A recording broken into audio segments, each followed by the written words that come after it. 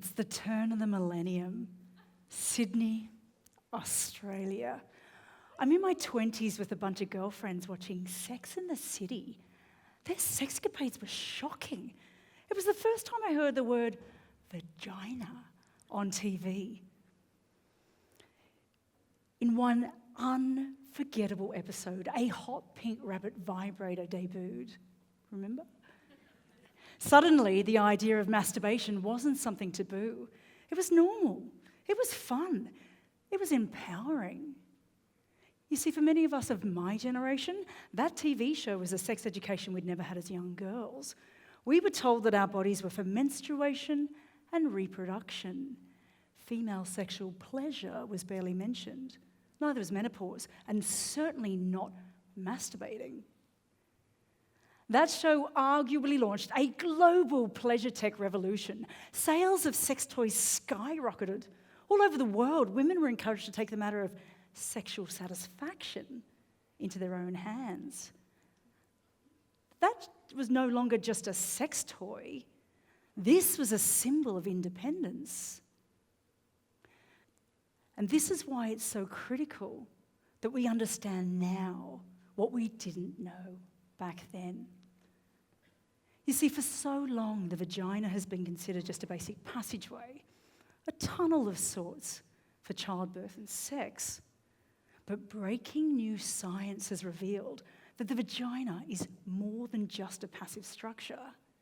News headline, "The vagina is a secret hormone management powerhouse." Let's have a little round of applause for all those secret hormone management powerhouses out there. Yes!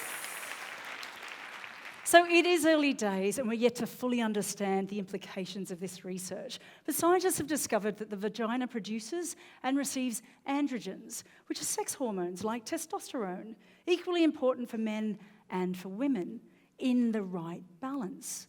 So androgens contribute to how we feel. They play an essential role in things like bone health, muscle strength, mood, hair loss for men and women, and libido or sex drive, which is what we're here to talk about.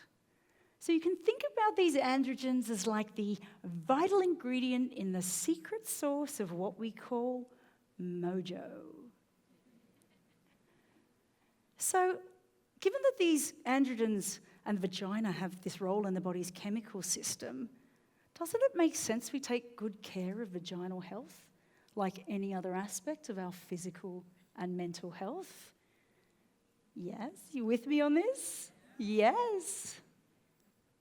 We all take health, wellness, vitality for granted until something goes wrong. For me, it was in my late 30s. I was diagnosed with a rare and aggressive abdominal tumour.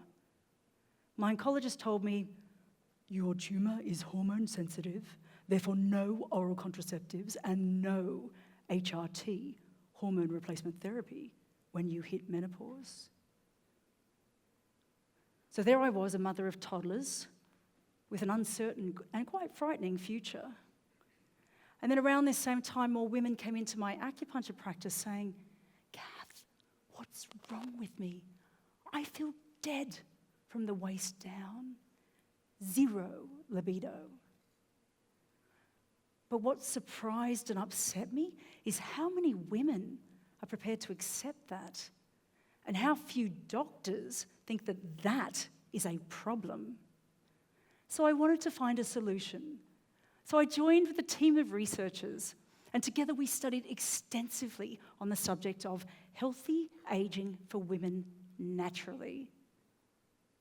So many of you probably already know the mainstream approach: hormone therapy, lifestyle changes like eating well and changing your diet, staying hydrated, reducing alcohol intake, sleeping well, my favorite, age-appropriate exercise. But even a quarter of a century after sales of those rabbit vibrators first soared, the health and wellness benefits of sex and masturbating are only just now starting to be understood for women. For example, in 2023, urologists at a hospital in LA published a study whereby penetrative use of a vibrator activates the deep muscles inside the pelvic diaphragm and improves sexual dysfunction. So fascinated by that research, I found myself talking with my clients and my friends. They say that masturbation not only improves an understanding of their bodies, their desires, what turns them on, it increases intimacy within their relationships. Husbands or boyfriends, girlfriends, partners or lovers. Did you hear that? Masturbating, improving intimacy within relationships. You're going to be thanking me for that one later tonight. So let me give you a little rundown on how and why this works with an anatomy lesson. But I'm going to need some audience participation. Everybody, please. Index fingers pointing upwards to the sky. Excellent. Upwards to the sky. These are your goalposts. Thumbs in. Now bringing those fingers together into alignment. Knuckles in. Excellent. You got that? Have a look at your neighbours' vaginas. Everyone got that? Excellent. Now hands down. The vagina is like a tube, a passageway, which varies significantly in length from 2.5 to 3.5 inches long. So about the size of an adult female index finger extending to the knuckle in its resting state. Now you may find this surprising. There is very little information about vagina sizes, unlike penis measurements, which we tend to hear a lot about. But because the vagina is made up of smooth muscle tissue, rich in collagen and elastin, it requires blood flow to maintain both its structure and its elasticity. When you think about it, what an incredible apparatus. Small enough to hold a tampon in place, and yet super stretchy to accommodate squeezing out a baby. And of course, all those gigantic penises that are out there. So, over time, and this is important for penises and partners to listen to right now, over time, the vagina can get shorter and the walls narrower. So this plus thinning of the tissue due to a drop of estrogen means that everything can dry out, become less flexible, and sex can become painful. So the vagina requires blood flow via activity to keep it moist and lubricated. Key words: moist, lubricated, happy vagina. Got that? But let's be really clear and specific. This research I'm referring to is penetrative use of a vibrator. That is internally activating those deep muscles inside the pelvic diaphragm and bringing blood flow to that delicate vaginal tissue. The advantage of strengthened pelvic floor muscles is any woman who's accidentally peed her pants when she coughs, sneezes, or giggles is likely to have better improved outcomes with a stronger pelvic floor muscles. Many women prefer to masturbate clitorally, taking advantage of the heightened pleasure centers at the head or the glands of the clitoris, the tip of the iceberg, so to speak.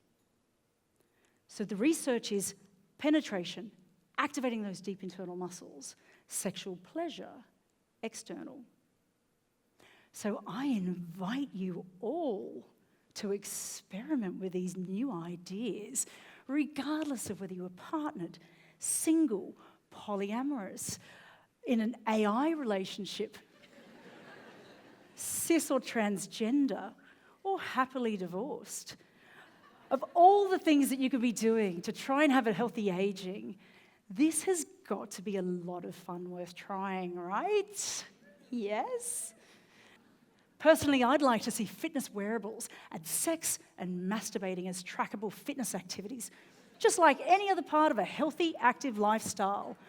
Let's call it Sexercise, a vaginal stimulation gym routine, offering you a range of benefits. You got that, everybody? After me. Sexercise. The benefits are feeling good about yourself, increased confidence, improved libido, enhanced intimacy with your partnerships, and possibly preventing those urogenital problems. Sexercise. Many people call menopause the change in a negative way. But isn't it time we turn that narrative around? Menopause is an opportunity to change everything. How we think, how we feel, how we behave, and most importantly, how we relate to ourselves. The most important relationship you have in your life is the one that you have with yourself. And imagine a future world where women have unleashed their full powerhouse potential. So rise up unapologetically, go forth and take Menopause Matters and our futures into your own hands. Thank you.